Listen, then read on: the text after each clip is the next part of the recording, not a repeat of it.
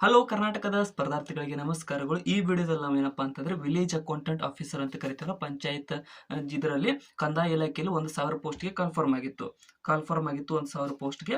So ಅದರ ಒಂದು recruitment ಎಲ್ಲಿವರೆಗೂ ಬಂದಿದೆ, ಯಾವ ಹಂತದಲ್ಲಿ ಬಂದಿದೆ ಅನ್ನೋದ್ರ ಬಗ್ಗೆ ಸ್ವಲ್ಪ ಡಿಸ್ಕಷನ್ ಮಾಡೋಣ. ಮತ್ತೆ ನಿಮ್ಮದು ಅಂದ್ರೆ ಲಿಸ್ಟ್ ಬಿಟ್ಟಿದ್ದಾರೆ, ಅದ್ರ ಬಗ್ಗೆ ಸ್ವಲ್ಪ ಡಿಸ್ಕಸ್ ಮಾಡ್ತಾ ಹೋಗೋಣ. ಸೊ ಮೊದಲನೇದಾಗಿ ಅದ್ರ ಬಗ್ಗೆ ಅದಕ್ಕೂ ಹೋಗೋದಕ್ಕಿಂತ ಮೊದಲೇ ಏನೇನ್ ನಡೆದಿದೆ ಅನ್ನೋದ್ರ ಬಗ್ಗೆ ಡಿಸ್ಕಸ್ ಮಾಡೋಣ. ಸೊ ಫಸ್ಟ್ ಕಾಲ್ಫಾರ್ಮ್ ಯಾವಾಗಿತ್ತು ಅಂದ್ರೆ ಫೆಬ್ರವರಿ 21, 2024 ಕಾಲ್ಫಾರ್ಮ್ ಆಗಿತ್ತು. ಇಲ್ಲಿ ಕೊಟ್ಟಿದ್ದಾರೆ. ಸೊ ಫೆಬ್ರವರಿ 21, 2024 ಕಾಲ್ಫಾರ್ಮ್ ಆಗಿತ್ತು. ಅದೇ ರೀತಿಯಾಗಿ ಫಸ್ಟ್ ಕಾಲ್ಫಾರ್ಮ್ ಆದಾಗ ಎಷ್ಟು ಜನ ಅಪ್ಲಿಕೇಶನ್ ಹಾಕಿದ್ರು ಗೊತ್ತೈತೇನ?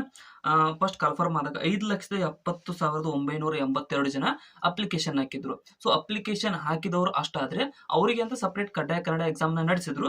ಸೊ ಆ ಕಡ್ಡಾಯ ಕನ್ನಡ ಎಕ್ಸಾಮ್ ನ ಪಾಸ್ ಆಗಿರ್ತಕ್ಕಂಥದ್ದು 4,16,459 ಜನ ಕಡ್ಡಾಯ ಕನ್ನಡ ಪರೀಕ್ಷೆ ಪಾಸ್ ಆಗಿ ಸೊ ಉತ್ತೀರ್ಣ ಅಂದ್ರೆ ಮೇನ್ ಎಕ್ಸಾಮ್ಗೆ ಸೆಲೆಕ್ಟ್ ಆದ್ರು. ಸೊ ಅದಾದ್ಮೇಲೆ ಒಂದು ಪ್ರಾಬ್ಲಮ್ ಉಂಟಾಯ್ತು ಮಿಡಲ್. ಏನಪ್ಪಾ ಅಂತಂದ್ರೆ ಗ್ರೂಪ್ ಸಿ ಹುದ್ದೆಗೆ ಸಂಬಂಧಪಟ್ಟಿರ್ತಕ್ಕಂಥ ಸಡಿಲಿಕೆ ಕೋರ್ಟ್ ನಲ್ಲಿ ಇದಾಯ್ತು. ಸೊ 3 ವರ್ಷ ಸಡಿಲಿಕೆ ಸಿಗ್ಬೇಕಂತ. ಸೊ ಆ ರೀತಿಯಾಗಿ ಆ ಸಡಿಲಿಕೆ ಸಿಕ್ಕ ತಕ್ಷಣ ಇದಕ್ಕೂ ಕೂಡ ಅದು ಅಪ್ಲೈ ಆಯ್ತು. ಅದಕ್ಕೋಸ್ಕರನೇ ಇದ್ರಲ್ಲಿ ಕೂಡ ಮತ್ತೆ ರೀ ಓಪನ್ ಮಾಡಿದ್ರು. ಏನಪ್ಪಾ ಅಂದ್ರೆ ಅಪ್ಲಿಕೇಶನ್ ಅನ್ನ ರೀ ಓಪನ್ ಮಾಡಿದಾಗ ಅವಾಗ ಹೊಸ ಅರ್ಜಿಗಳು ಎಷ್ಟು ಬಂದವಪ್ಪ ಅಂತಂದ್ರೆ, ಹೊಸ ಅರ್ಜಿಗಳು ಇಲ್ಲಿದೆ ನೋಡಿ. ಓಪನ್ ಆದಾಗ 67,992 ಅಭ್ಯರ್ಥಿಗಳು ಹೊಸದಾಗಿ ಅಪ್ಲಿಕೇಶನ್ ಹಾಕಿದ್ರು.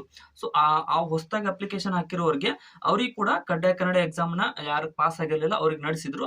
ಸೊ ಅಲ್ಲಿ ಟೋಟಲ್ ಕಡ್ಡಾಯ ಕನ್ನಡ ಎಕ್ಸಾಮ್ ನ ಪಾಸ್ ಆಗಿ ಪೇಪರ್ 1, ಪೇಪರ್ 2 ಮೇನ್ ಎಕ್ಸಾಮ್ ಇರ್ತಾವಲ್ಲ ಅದನ್ನ ಎಷ್ಟು ಜನ ಬರೆಯೋಕೆ ಅರ್ಜಿಯನ್ನ ಬರೆಯೋಕೆ ಅರ್ಹರಾದ್ರಂದ್ರೆ 4,79,386 ಜನ ಆ ಮೇನ್ ಎಕ್ಸಾಮ್ ಅನ್ನ ಬರೀಲಿಕ್ಕೆ ಅರ್ಜಿ ಆದ್ರು. ಅಂದ್ರೆ ಮೇನ್ ಎಕ್ಸಾಮ್ ನಡೀತು. ಯಾವಾಗ ನಡೀತು? 27/10 ಅಂದ್ರೆ 27/10/2024 ಮೇನ್ ಎಕ್ಸಾಮ್ ಪೇಪರ್ 1, ಪೇಪರ್ 2 ನಡೀತು. ಸೊ ಅದ್ರ ನೀವು ಕ್ವಶನ್ ಪೇಪರ್ ಗಳನ್ನ ನಾವು ಡಿಸ್ಕಸ್ ಮಾಡಿದೀವಿ. ಸೊ ಕಟ್ ಆಫ್ ಎಷ್ಟು ನಿಲ್ಲುತ್ತೆ ಅದ್ರ ಬಗ್ಗೆ ಎಲ್ಲ ಡಿಸ್ಕಷನ್ ಮಾಡಿದೀವಿ. ಇವಾಗೆಲ್ಲ ಕಟ್ ಆಫ್ ನಿಂತು. ಸೊ ನೆಕ್ಸ್ಟ್ ಬಂದಿದೆ. ಸೊ ಏನಪ್ಪಾ ಅಂತಂದ್ರೆ ಇವಾಗ ಪ್ರೆಸೆಂಟ್ ಏನಾಗಿದೆ ಅಂತಂದ್ರೆ ಆಲ್ರೆಡಿ ಮಾರ್ಕ್ಸ್ ಲಿಸ್ಟ್ ಅನ್ನ ಬಿಟ್ಟಿದ್ರು ತಾತ್ಕಾಲಿಕವಾಗಿ. ಅಂದ್ರೆ ಎಲ್ಲಾ ಜಿಲ್ಲೆಗಳದ್ದು ರ್ಯಾಂಕ್ ವೈಸ್ ಅಲ್ಲ, ನಾರ್ಮಲ್ ಮಾರ್ಕ್ಸ್ ಲಿಸ್ಟ್ ಎಷ್ಟೆಷ್ಟು ಯಾರು ತಗೊಂಡಿದ್ದಾರೆ ಅನ್ನೋದ್ರ ಬಗ್ಗೆ ಮಾರ್ಕ್ಸ್ ಲಿಸ್ಟ್ ಅನ್ನ ಬಿಟ್ಟಿದ್ರು. ಪತ್ರಿಕೆ 1, ಪತ್ರಿಕೆ 2 ಮತ್ತೆ ಟೋಟಲ್ ಎಷ್ಟು ಬಿಟ್ಟಿದ್ದಾರೆ ಅಂತ. ಸೊ ಅದೇ ರೀತಿಯಾಗಿ 9/12/2024 ಜಿಲ್ಲಾವಾರು ಮಾರ್ಕ್ಸ್ ಲಿಸ್ಟ್ ಅನ್ನು ಬಿಟ್ರು. ಅಂದ್ರೆ ಯಾವ ವ್ಯಕ್ತಿ ಯಾವ ಜಿಲ್ಲೆಗಿದ್ದಾರೆ ಸೊ ಅಲ್ಲಿನ ಮಾರ್ಕ್ಸ್ ಲಿಸ್ಟ್ ಅನ್ನ ಬಿಟ್ರು.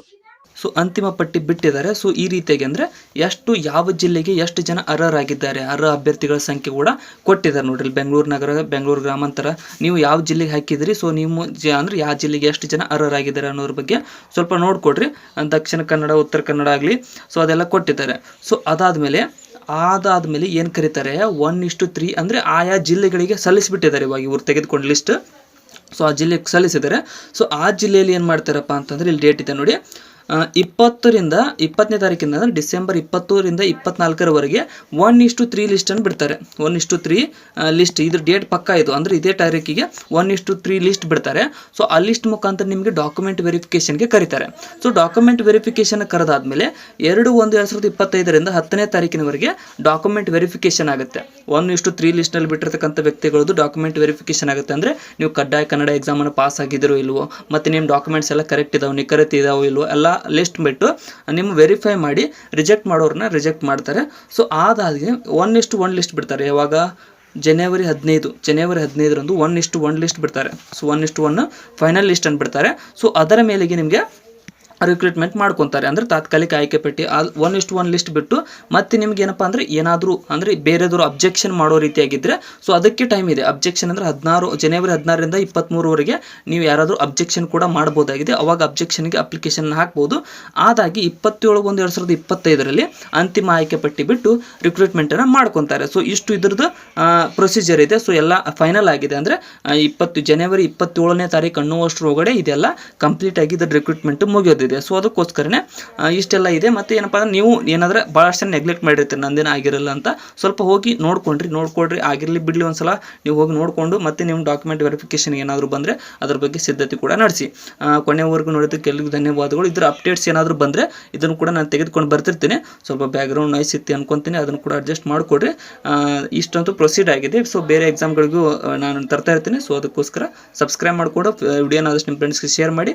ಏನಾದರೂ ಕಮೆಂಟ್ ಸೆಕ್ಷನ್ದಲ್ಲಿ ಕಮೆಂಟ್ ಕೂಡ ಮಾಡಿ. Thank you so much.